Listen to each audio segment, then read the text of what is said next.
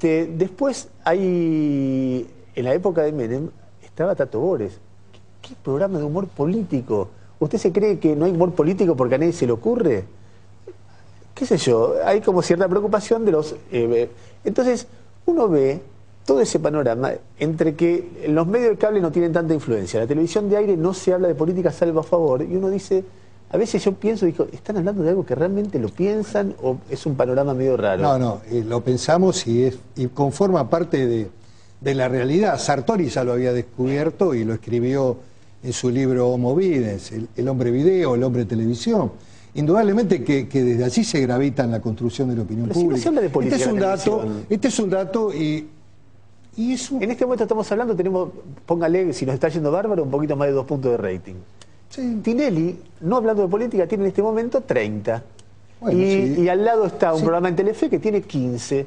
Nadie nos está viendo. Así yo diga mañana, cualquier cosa a favor o en contra de Kirchner, tiene una influencia sobre un porcentaje, digamos, quizá con alguna formación intelectual, pero muy chiquito.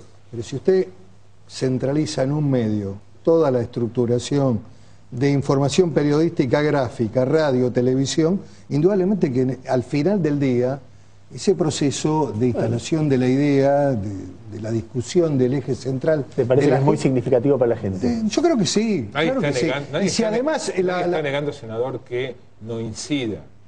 El punto es que parece que el gobierno está exagerando de manera enorme la influencia, la importancia... Y justificando la magnitud de la influencia. Como ha exagerado... Del otro lado, fundamentalmente Clarín y La Nación, un exacerbamiento crítico casi despiadado de manera continua en los últimos 12 meses hacia el gobierno. A partir de... ¿Y una cosa justifica la otra?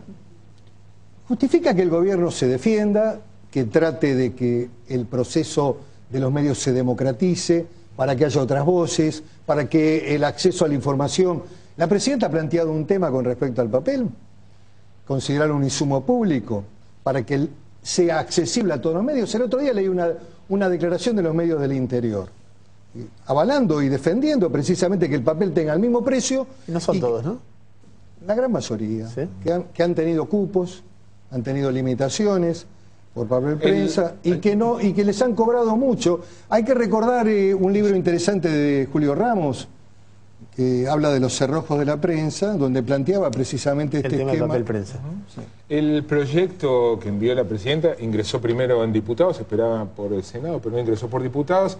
Es muy escueto en el articulado. La presidenta dice, bueno, van a ser los legisladores los que le den más contenido al proyecto. Ahora establece algunos principios. Se busca la igualdad de condiciones en el acceso al papel. Sí. ¿Cómo usted imagina eso trasladado a la realidad? Y papel prensa le tiene que vender al mismo precio a todos los medios. No un precio diferenciado para Clarín y La Nación, que son los accionistas privados, y para los diarios de mi provincia del interior, el Cordillerano o el diario Noticias de la Costa, que pagan mucho más caro este insumo. Y además forma parte muchas veces... Digo, ¿por qué no nombró Río Negro, que es un diario? No, porque son datos que conozco. Digamos, son medios que tienen que pagar un sobreprecio sobre el papel de prensa, ¿no? Eso no lo está consiguiendo a través de una resolución, porque la diferencia es en el descuento por volumen. Fíjese que cuando en enero el gobierno fijó una resolución sobre este tema para fijar un precio igualitario para todos los medios, el Grupo Clarín se presentó con una medida cautelar. El juez Marinelli, juez contencioso administrativo, resolvió dejar sin efecto esta medida porque se violentaba la libertad de comercio. Son parte de esta realidad. Hace poquito esto ocurrió en enero de este año. ¿Y a eso se limitaría? No, se limita... La igualdad de No, precio. se limita a afianzar la libertad de expresión, porque el papel es un núcleo central y forma parte del valor del medio, casi un 70%. El objetivo es conseguir igualdad de precio. Sí, igualdad de precio y libre acceso, porque muchas veces la limitación iba por el lado del cupo.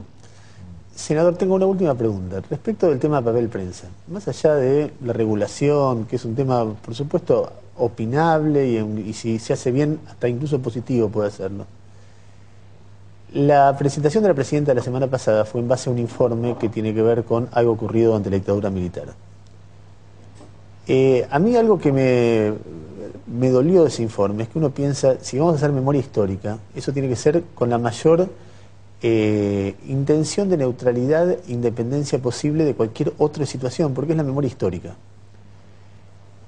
En este caso, como usted dice desde hace un tiempo, está claro que Manieto, el Grupo Clarín, La Nación también, está visto desde el gobierno como enemigos, con lo cual con más razón, si se investiga la participación de los grandes medios, que además yo creo que la actitud de los grandes medios de la dictadura fue realmente horrible, pero más allá de eso, si se investiga un hecho puntual, tiene que ser con una neutralidad y una independencia, más aún que en cualquier caso porque se está hablando sobre alguien a que el gobierno considera un enemigo.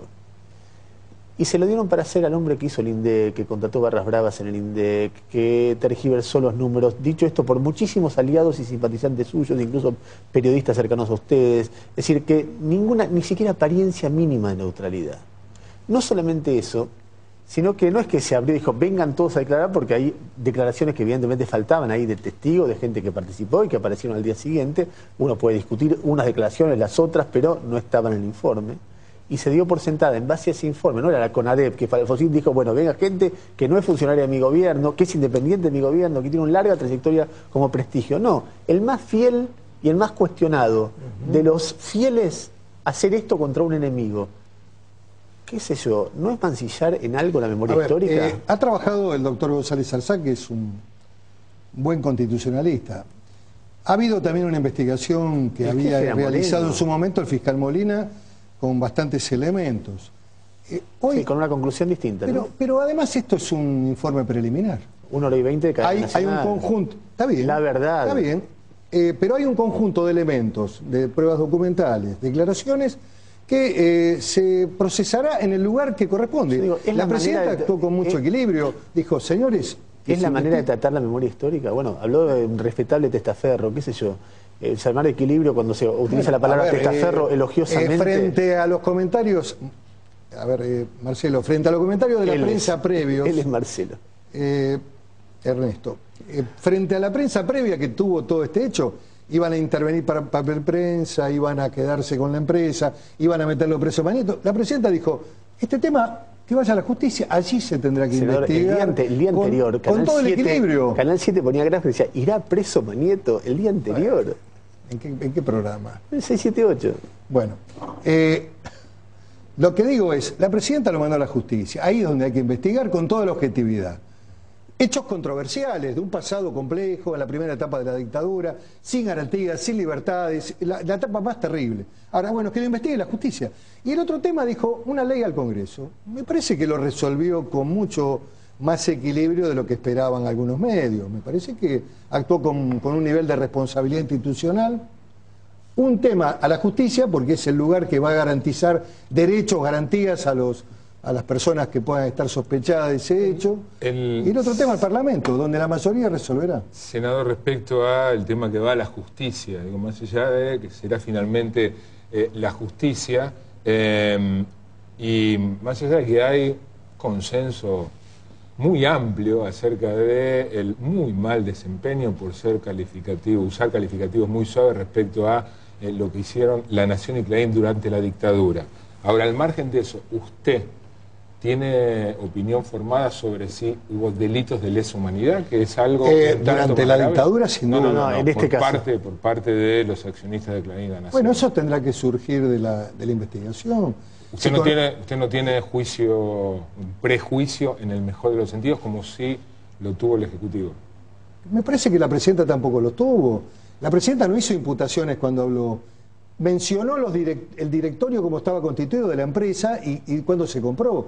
La presidenta hizo reflexiones en orden a la investigación.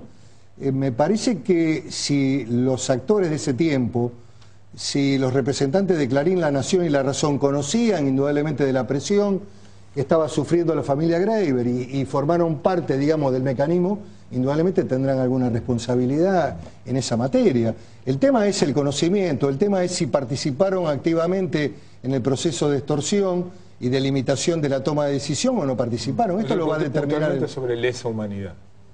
Bueno, indudablemente que eso lo va a determinar el juez, Marcelo, no lo puedo valorar yo. Gracias.